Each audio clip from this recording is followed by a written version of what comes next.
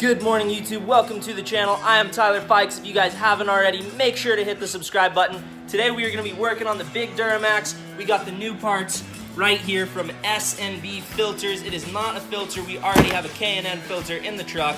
Let's pop the hood.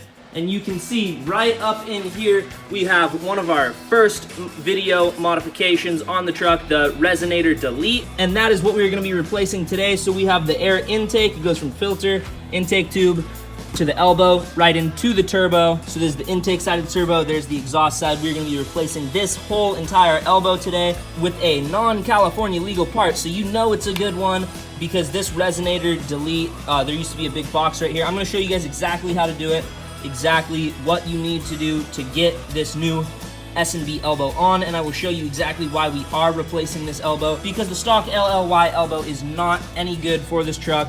Very restrictive. It heats up your EGTs and cuts power, cuts airflow to the turbo. So I'm gonna show you guys how to get it off and how to get the new one on and show you why this one is so much better. So the first thing you guys are gonna wanna do if you do not have a Resonator Delete, you're gonna have this big box right here. It says Turbo 66, whatever. I have mine up in the cabinet over there, just in case I ever have to put it back on to smog the truck, because this also isn't legal. I am gonna try to pass smog with the illegal part because it really doesn't change your emissions. It just increases airflow, same as an air intake would, but it doesn't have a carb sticker. So if they look close enough, they will see it's not California legal and it will not pass smog, even though the emissions are gonna be exactly the same. Really stupid. California has a lot of dumb laws. Same with this turbo. That's a stage 1 turbo, not California legal. We pass smog with it, no problem. So just a lot of pointless laws. I don't know why they make them. Anyways, what you're gonna wanna do first is take the Resonator off. Mine is already off, so I don't have to do that. Then you're gonna wanna disconnect here and here. And you can either use a 5/16 or a flathead screwdriver. I'm gonna be using a flathead. Get it off real quick. So you just loosen them up like that, so that that can slide out of the way. And now you're just gonna want this to be sitting out of the way. You can take this all the way out if that's gonna help you get to that better. I'm gonna try to do it with it here. Now you're gonna wanna get in closer to the turbo. It's gonna be kind of hard to see, but right down in there, there's another one just like that. You can see the band clamp. Go ahead and unscrew that. Okay, I had to grab an extension to reach that, but now it's nice and loose. Next, you're gonna wanna take this piece right here off. You might need some pliers. Yeah, I'm definitely gonna need some pliers. You pinch that closed, pull it up, and I'm not sure if I'm gonna need to get this out of my way completely. If you do, there's a 10mm bolt over here. If we're going to need to, I will show you that. If we're not gonna need to, you'll see me not have to, and we'll just have it resting over there out of the way. But now I'm gonna take that off, loosen the clamp the rest of the way, and then this mouthpiece comes out, and I will show you the difference between this turbo mouthpiece and the S&B turbo mouthpiece. All right, I was able to get the mouthpiece out, leaving that clamp down there and that whole tube connected along with the wiring harness that is on the turbo. I tried to take that out, but it was being really tough, so I figured I'd just go around it. If you just kind of turn this at an angle like this and then slide out, it comes out no problem. But that's really cool to see the turbo right there. See the big wheel. But anyways, that is the old mouthpiece. Make sure not to lose any parts. I have the 2 clamps that were on this end. Set those to the side. And this is the old one. This is where the Resonator would go. And I'm gonna show you guys a comparison. You have this inlet, and it shrinks down tiny right there, compared to this inlet staying the same diameter the whole way and letting a lot more air go into the turbo. You can definitely see this one's a lot better. Wider, you don't have the resonator. This is where the CCV would go. This is where the CCV goes on the new one. And what's really cool about this product is it comes with a CCV delete. So I might be installing this as well when we put this on. I will see if there's anything else I'm gonna have to do other than just plugging that hole. I'm gonna have to do some research to find out about that. But anyways, you can see a lot bigger and a lot less harsh of an angle lets the air flow in. So you can see them both at the same time. It's hard to hold the camera and pieces. But anyways, it's a lot less sharp of an angle and a lot bigger. lets the air flow in a lot better. So that is where you're gaining performance with this. You're gonna get more air into the turbo quicker, spool it up faster, lower EGTs because you don't have the overheating problems that this one would cause, being shrunken down, forcing a lot of air through a small space. This one definitely is gonna breathe a lot better. And you can see this is the intake side and you get coal. That's because of the EGR, which I would love to delete on this truck. It reroutes its exhaust gas recirculation. It brings burnt fuel back into the intake. That's why you're getting smoke inside here like this. Like my hands are covered in coal now. So eventually you want to delete the EGR. No more of that stuff. Keep the intake clean because the intake should be all clean air, but the EGR puts it back into the engine. Don't know why they do that. Just another dumb California emissions rule. And I am going to be keeping this just in case for smog purposes. It is going to go up in the stock Duramax parts drawer, cupboard, whatever you want to call it. And this is the stock Resonator that deleted. All right, now the next thing you're going to have to do is take a pair of pliers and reach inside of this. It's up in here. You got to grab and pull the inner support tube out. And I'm not going to record myself doing that because it's kind of hard to hold the camera and all these parts. But once I get that out, I will show you exactly what the part that you guys are taking out is. And this is the little part you got to pull out. It is super tough to get out, but I after pulling on it for a couple, probably like 30 seconds, I realized if you take this clamp off all the way, off of that, it unrestricts this and it comes off a whole lot easier. So go ahead and take that off, then pull this out, and then we're gonna throw that away. Okay, so now you are ready to put the new one back in. So all you do is you take your time, be careful, get it to fit down in there. This is gonna fit up flush to the turbo. Tighten that down only part way so it's not gonna come off, but so it's still movable like this.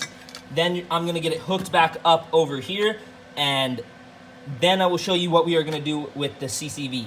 Okay, and just like that, we got the new one on. I first tighten it down here, but loosely, so this can still be moved a little bit. Bring your tube back over, and then you use this stock rubber piece to connect your intake to the elbow. Tighten both of those down, one on each side. Tight fit, it's not going anywhere. I tightened it up on all three sides. And now with the CCV, you can do one of two things. You can take this, put it back on here, and shove it down on that, and you are still gonna run your CCV, or you can do a CCV reroute, in which case you're gonna need to get a tube that fits in here, still gonna need this, put the tube in, clamp it down, and run it along where you're not gonna be hitting anything hot, and then go straight down and just dump it out right where the tip of my finger is on the camera, just so you're not pouring that into the engine. It's not gonna be a lot. I honestly don't know how much of what is gonna come out, but I know that's what most guys do when they do a CCV reroute. It'll just go down out there